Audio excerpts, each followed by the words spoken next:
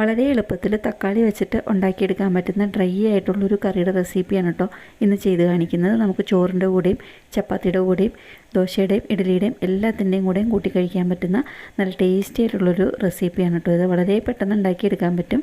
അതുപോലെ നമുക്ക് കുറച്ച് ദിവസമൊക്കെ സ്റ്റോർ ചെയ്ത് വെക്കാനും പറ്റുന്ന നല്ല ടേസ്റ്റി ആയിട്ടുള്ളൊരു റെസിപ്പിയാണ്. ഞാനിപ്പോൾ ഇന്നിവിടെ ദോശയുടെ കൂടെയാണ് ഉണ്ടാക്കിയിരിക്കുന്നത്.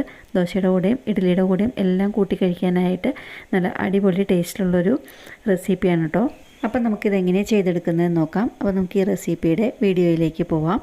അപ്പോൾ അതിനായിട്ട് ആദ്യം തന്നെ ഞാനിപ്പോൾ ഇവിടെ ഒരു പാൻ വെച്ച് കൊടുത്തിട്ടുണ്ട്. ആ പാനിലേക്ക് 2 ടേബിൾ സ്പൂൺ വെളിച്ചെണ്ണയാണ് ഒഴിച്ചു കൊടുക്കുന്നത്. വെളിച്ചെണ്ണ തന്നെ വേണം. അതിൻ്റെ കൂടേക്ക് ഒരു 10-15 ചുവന്ന മുളക് ഇട്ട് കൊടുക്കുന്നുണ്ട്. അത് നിങ്ങളുടെ ഇഷ്ടത്തിനും എരിവിനും അനുസരിച്ചിട്ട് ചേർത്ത് കൊടുക്കുക. ഓരോരുത്തർക്ക് ഓരോ ടേസ്റ്റ് ആയിരിക്കും. അപ്പോൾ നിങ്ങൾക്ക് എന്തോരം എരിവ് വേണമെന്ന് വെച്ചാൽ അതിനനുസരിച്ചിട്ട് ചേർത്ത് കൊടുക്കുക. അത് ആ മുളക് ഇങ്ങനെ ഒന്ന് വറുത്തെടുക്കുന്നുണ്ട്. ശരിക്കും നല്ലപോലെ കളറൊക്കെ മാറുന്ന വരേക്ക് ഇതൊന്ന് വറുത്തെടുക്കണം. മീഡിയം ഫ്ലെയിമിലിട്ടിട്ട് ഇത് ശരിക്കും ഒന്ന് വറുത്തെടുക്കുക. നമ്മൾ ചുട്ടെല്ലാം എടുക്കുമ്പോൾ ആ ഒരു കളർ മാറ്റം വരില്ലേ, അതേപോലെ അത്രയും വരെ വറുത്തെടുക്കണം. അത് വറുത്തെടുത്ത് കഴിഞ്ഞിട്ട് ഇതൊന്ന് മാറ്റി വയ്ക്കുകയാണ്. അത് കഴിഞ്ഞിട്ട് ആ സെയിം എണ്ണയിലേക്ക് തന്നെ ഞാനൊരു 2 വലിയ അല്ലി വെളുത്തുള്ളി ആണ് എടുത്തേക്കുന്നത്. ആ വെളുത്തുള്ളി നമുക്കൊന്ന് ചെറുതായിട്ട് മുറിച്ചെടുക്കാം. വലിയ വെളുത്തുള്ളി ആയതുകൊണ്ട് തന്നെ ഞാനത് ചെറുതായിട്ടൊന്ന് ചോപ്പ് ചെയ്തെടുത്തിട്ടുണ്ട്.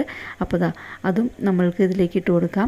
അപ്പോൾ വലിയ അല്ലി ആയതുകൊണ്ടാണ് 2 എണ്ണം എടുത്തത്. നിങ്ങൾക്ക് ചെറുതാണെന്നുണ്ടെങ്കിൽ എന്തോരം വേണമെന്ന് വെച്ചാൽ അത്രയും എടുക്കുക. ഇതേപോലെ ഇങ്ങനെ ഇത്രയും അളവിൽ വേണം വെളുത്തുള്ളി എടുക്കാനായിട്ട്. ആ വെളുത്തുള്ളി നമുക്ക് വെളിച്ചെണ്ണയിലിട്ടിട്ട് ശരിക്കൊന്ന് മൊരിയിച്ച് എടുക്കണം.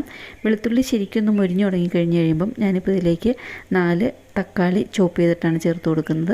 തക്കാളി ചെറുതായിട്ട് ഇങ്ങനെ 4 കഷ്ണാക്കി മുറിച്ചേക്കുവാണ്. അതിങ്ങനെ വെളിച്ചെണ്ണയിൽ ഇട്ട് കൊടുത്തിട്ടുണ്ട്. അതിന് ശേഷം നമ്മൾ മുളക് വറുത്ത മാതിരി തന്നെ തക്കാളിയും ഒന്ന് വറുത്തിട്ട് എടുക്കണം. അത് എണ്ണയിൽ ഇങ്ങനെ നിരത്തി ഇട്ട് കൊടുക്കുക. അപ്പോൾ അത് ഒരു സൈഡ് ശരിക്കും ഒന്ന് മുരിഞ്ഞ് വരുന്ന സമയത്ത് നമുക്ക് തിരിച്ചിട്ട് കൊടുക്കാം. അതുപോലെ അങ്ങനെ തിരിച്ചും മറിച്ചും ഇട്ട് കൊടുത്തിട്ട് എണ്ണയിൽ ശരിക്കും ഒന്ന് വറുത്തെടുക്കണം കേട്ടോ. എന്തോരം സമയം, കുറച്ച് സമയം കൂടുതൽ ചൂട് ആക്കി വെച്ച് കഴിഞ്ഞാൽ പെട്ടെന്നായി കിട്ടും. പക്ഷേ കരിഞ്ഞു പോകരുത്. ഇപ്പോൾ ലാസ്റ്റ് ഇതുപോലെ ഇങ്ങനെ ആയി കഴിഞ്ഞ് കഴിയുമ്പോൾ കുറച്ച് സമയം ഒരു സൈഡ് ഇട്ട് കൊടുക്കുക. അത് കഴിഞ്ഞിട്ട് ഒന്ന് തിരിച്ചിട്ട് കൊടുക്കുമ്പം എല്ലാ സൈഡും ഒരുപോലെ ശരിക്കൊന്ന് വാടി കിട്ടും. തക്കാളിയൊക്കെ ശരിക്കൊന്ന് ഉടഞ്ഞും കൂടെയും കിട്ടും കേട്ടോ. അപ്പോൾ ആ സമയം ആകുന്നവരേക്ക് ഇതൊന്നിങ്ങനെ വറുത്തിങ്ങനെ എടുക്കുക. അതിനുശേഷം നമ്മൾക്ക് ചൂട് കുറച്ച് വയ്ക്കാം. ചൂട് ഏറ്റവും ലോ ആക്കി വെച്ച് കഴിഞ്ഞതിന് ശേഷം ഒരു നെല്ലിക്കയുടെ വലുപ്പത്തിലുള്ള പുളി കൂടി അതിലേക്ക് ചേർത്ത് കൊടുക്കുന്നുണ്ട്. പുളിയെല്ലാം നിങ്ങളുടെ ഇഷ്ടത്തിന് ചേർത്ത് കൊടുക്കുക കേട്ടോ. പുളി കൂടുതൽ വേണമെന്നുള്ളവർക്ക് വേണം കൂടുതൽ ചേർത്ത് കൊടുക്കാനായിട്ട്. കുറച്ച് മതി എന്നുള്ളവർക്ക് ഇപ്പോൾ അതിലും ചെറിയ അളവിലായാലും ചേർത്ത് കൊടുത്താലും മതി. ആ പുളി കൂടെ നമ്മൾക്ക് തക്കാളിയുടെ കൂടെ ഇട്ടിട്ട് ശരിക്കൊന്ന് വഴറ്റിയെടുക്കണം. അതിന് ശേഷം നമ്മൾക്കിത് ഫ്ലെയിം ഓഫ് ചെയ്ത് വയ്ക്കാം. ഫ്ലെയിം ഓഫ് ചെയ്ത് വെച്ചതിന് ശേഷം നമ്മൾ നേരത്തെ വറുത്ത് മാറ്റി വെച്ചിരുന്ന മുളക് കൂടെ അതിലേക്ക് ചേർത്ത് കൊടുക്കുന്നുണ്ട്. അതിനുശേഷം ഇതൊന്ന് ചൂടാറാനായിട്ട് വെയിറ്റ് ചെയ്യണം. ചൂടാറി കഴിഞ്ഞ് കഴിയുമ്പോൾ വേണം നമ്മൾക്കിതൊരു മിക്സിയുടെ ജാറിലേക്ക് ഇട്ടിട്ട് ഒന്ന് ക്രഷ് ചെയ്തെടുക്കാനായിട്ട്. അരയ്ക്കേണ്ട ആവശ്യമില്ല. അപ്പോൾ ഇത് ചെറുതായിട്ടൊന്നിങ്ങനെ ചതച്ച് എടുത്താൽ മാത്രം മതി. അപ്പോൾ മിക്സിയുടെ ജാറിലേക്ക് ചേർത്ത് കൊടുക്കുന്നുണ്ട്. ശരിക്ക് ചൂട് ആറിക്കഴിഞ്ഞ സമയത്ത് ചേർത്ത് കൊടുക്കുന്നുണ്ട്. അതിലേക്ക് ആവശ്യത്തിനുള്ള ഉപ്പ് ചേർത്ത് കൊടുക്കുന്നുണ്ട്. അതിനുശേഷം നമ്മൾക്ക് മിക്സിയുടെ ചതയ്ക്കുന്ന ബട്ടൺ ഉണ്ടല്ലോ, അത് മാത്രം പ്രസ് ചെയ്തിട്ട് ഇതൊന്ന് ചതച്ചെടുക്കുക. ഫസ്റ്റ് ഇതുപോലെ ഇങ്ങനെ ഇത്രയും ചതച്ച് എടുത്തിട്ടുണ്ട്. അതിനുശേഷം ഇത് എന്തെങ്കിലും ചതയാതെ കിടപ്പുണ്ടെന്നുണ്ടെങ്കിൽ നമ്മൾക്കിതൊന്ന് ഇളക്കി മിക്സ് ചെയ്ത് കൊടുത്തു കഴിഞ്ഞതിന് ശേഷം ഒന്നും കൂടെ ചതച്ചെടുക്കുക. അരച്ചെടുക്കേണ്ട ആവശ്യമില്ല. അപ്പോൾ ഇതൊന്നും കൂടെ ഒന്ന് ചതച്ച് എടുക്കാനുണ്ട്. ഒന്നും കൂടെ ഒന്ന് ജസ്റ്റ് ഒന്ന് കറക്കിയെടുക്കാൻ പോവുകയാണ്. അപ്പോൾ ശരിക്ക് ആയി കിട്ടിയിട്ടുണ്ട്. ഇതിപ്പോൾ ഇവിടെ നീക്കി വയ്ക്കാം. അതിനുശേഷം നമ്മുടെ നേരത്തെ പാനിലേക്ക് ഒരു ഡ്രോപ്പ് വെളിച്ചെണ്ണ കൂടെ ഒഴിച്ചു കൊടുക്കുന്നുണ്ട്. ഒന്ന് കടുകിട്ട് കൊടുക്കുന്നുണ്ട്. കടുക് പൊട്ടി കഴിഞ്ഞ് കഴിയുമ്പം 1 സ്പൂൺ ഉഴുന്നുപരിപ്പ് ചേർത്ത് കൊടുക്കുന്നുണ്ട്. ആ ഉഴുന്നുപരിപ്പ് കൂടെ ശരിക്കൊന്ന് മൊരിയിച്ചെടുക്കണം. ഉഴുന്നുപരിപ്പ് ശരിക്കൊന്ന് മൊരിഞ്ഞ് കഴിയുന്ന സമയത്ത് അതിലേക്ക് നമുക്ക് കുറച്ച് കറിവേപ്പിലയാണ് ചേർത്ത് കൊടുക്കുന്നത്. കറിവേപ്പില കൂടെ ശരിക്ക് വെള്ളമയം എല്ലാം പോയിട്ട് അത് ശരിക്കൊന്ന് ഡ്രൈ ആയി കഴിഞ്ഞ് വരുന്ന സമയത്ത് വേണം ബാക്കിയുള്ള സാധനങ്ങൾ ചേർത്ത് കൊടുക്കാനായിട്ട്. കറിവേപ്പില ശരിക്ക് ഡ്രൈ ആയി കഴിഞ്ഞ് കഴിയുമ്പം ഒരു 1/4 സ്പൂൺ ഉലുവയുടെ പൊടി, അതിൻ്റെ കൂടെ തന്നെ ഒരു 1/2 സ്പൂൺ കായത്തിൻ്റെ പൊടിയും കൂടെയും ചേർത്ത് കൊടുക്കുക. അതിനുശേഷം പൊടികളുടെ പച്ചമണമെല്ലാം പോയി കഴിഞ്ഞ് കഴിയുമ്പം നമ്മൾ നേരത്തെ മിക്സിയിൽ ചതച്ച് വെച്ചിരിക്കുന്ന ആ കൂട്ട് ഇതിലേക്ക് ചേർത്ത് കൊടുക്കണം. മിക്സിയിൽ ചതച്ച് വെച്ചിരിക്കുന്ന കൂട്ട് ഇതിലേക്ക് ചേർത്ത് കൊടുത്തു കഴിഞ്ഞാൽ ഉടനെ തന്നെ നമുക്ക് ഫ്ലെയിം ഓഫ് ചെയ്യണം കേട്ടോ. ഫ്ലെയിം ഓഫ് ചെയ്ത് കഴിഞ്ഞതിന് ശേഷം ഇതുപോലെ ഒന്ന് മിക്സ് ചെയ്തെടുക്കുക. മിക്സ് ചെയ്തെടുത്ത് കഴിഞ്ഞിട്ട് നമുക്ക് ശരിക്കും ഒന്ന് നല്ലപോലെ ഇതെല്ലാം ഒന്ന് യോജിപ്പായി കിട്ടണം.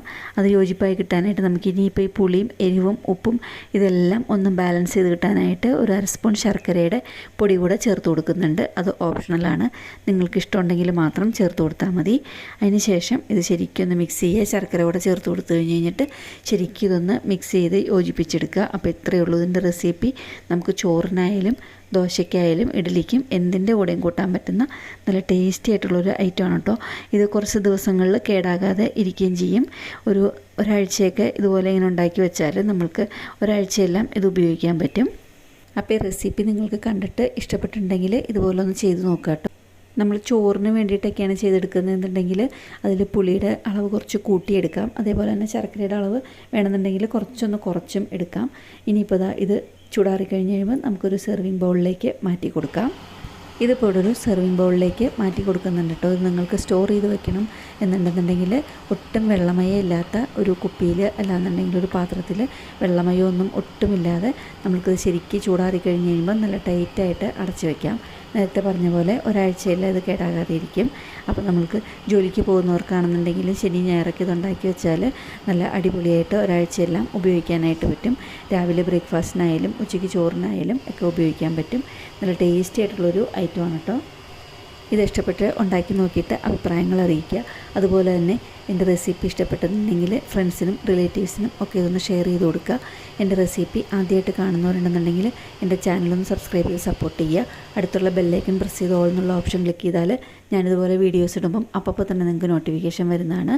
അപ്പോൾ എന്നും പറയുന്ന പോലെ ഈസി ആയിട്ടും ടേസ്റ്റി ആയിട്ടും വെറൈറ്റി ആയിട്ടുള്ള വേറൊരു റെസിപ്പി ആയിട്ട് ഉടനെ കാണുന്നവരേക്കും താങ്ക് യു.